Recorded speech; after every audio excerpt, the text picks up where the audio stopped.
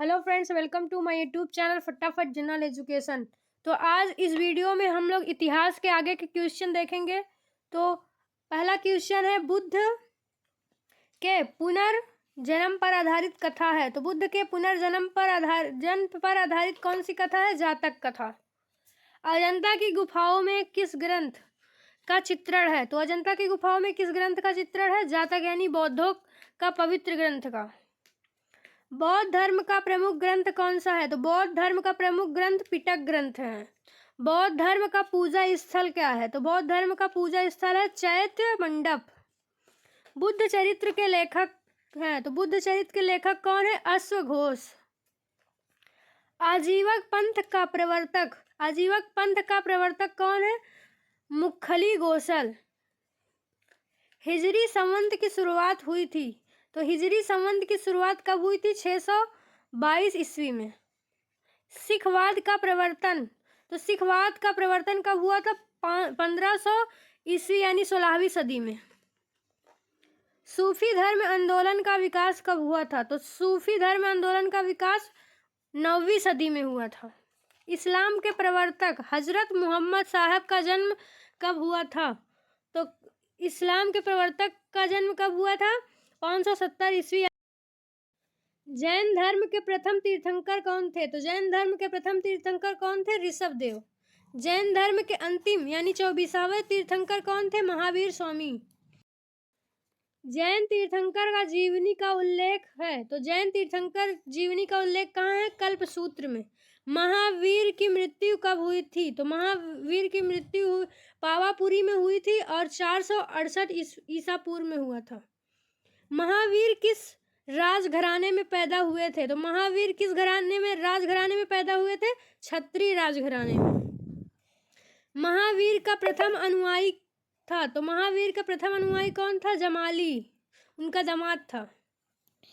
महावीर और बुद्ध दोनों ने उपदेश दिया था। तो महावीर और बुद्ध दोनों ने उपदेश दिया था मगध नरेश बिंबिसार के शासनकाल में। जैन धर्म के त्रिरत्न कौन है? तो जैन धर्म के त्रिरत्न कौन है? सम्यक दर्शन, सम्यक ज्ञान, सम्यक आचरण। जैन धर्म का चरम लक्ष्य क्या है? तो जैन धर्म का चरम लक्ष्य क्या है? मोक्ष प्राप्त करना। प्रथम जैन सभा 322 ईसा पूर्व में हुई थी। यह कहाँ हुई थी? पाटलिपुत्र में और चंद्रगुप्त मौर्य के समय में। दूसरी जैन सभा 512 ईस्वी में हुई थी। तो कहाँ हुई थी? वल्लभी देवर्षि क्षमा श्रवण की अध्यक्षता में हुई थी। जैन साहित्य को क्या कहा जाता है? तो जैन साहित्य को आगम कहा जाता है। ईसा मसीह का जन्म कब हुआ था? तो ईसा मसीह का जन्म हुआ था 4 ईसा पूर्व बेथलेहम में हुई थी। ईसा मसीह को सूली पर कब चढ़ाया गया? तो ईसा मसीह को सूली पर कब चढ़ाया गया? 3300 ईस्वी में शुक्रवार को रोमन गवर्नर पोर्टियस के द्वारा। मगध की राजधानी थी। तो मगध की राजधानी क्या थी? गिरिव्रज यानी राजगृह। 16 महाजनपदों की सूची उपलब्ध है। तो 16 महाजनपदों की सूची कहाँ उपलब्ध है? आगुन्तर निकाय में। शिशुनाग वंश का संस्थापक कौन था? तो शिशुनाग वंश का संस्थापक कौन था? शिशुनाग। पाटलिपुत्र की स्थापना की गई थी। तो पाटलिपुत्र की स्थापना किसके द्वारा की गई थी? उदयनों के द्वारा की गई थी। पाटलिपुत्र बसा है। तो पाटलिपुत्र कहाँ बसा है? गंगा सोल के संगम पर। हर्यक वंश का संस्थापक कौन था? तो हर्यक वंश का संस्थापक कौन था? बिंबिसार।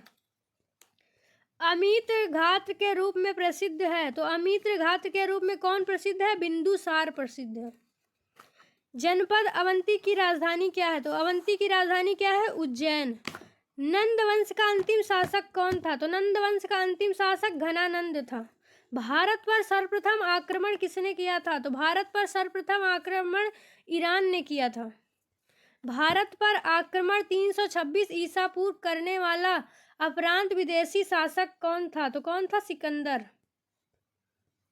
सिकंदर और पोरस पंजाब के बीच का युद्ध कहलाता है। तो क्या कहलाता है?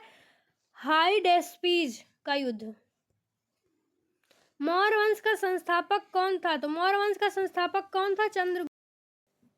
मौर्य वंश की जानकारी मिलती है, तो मौर्य वंश की जानकारी कहाँ से मिलती है? विष्णु पुराण से।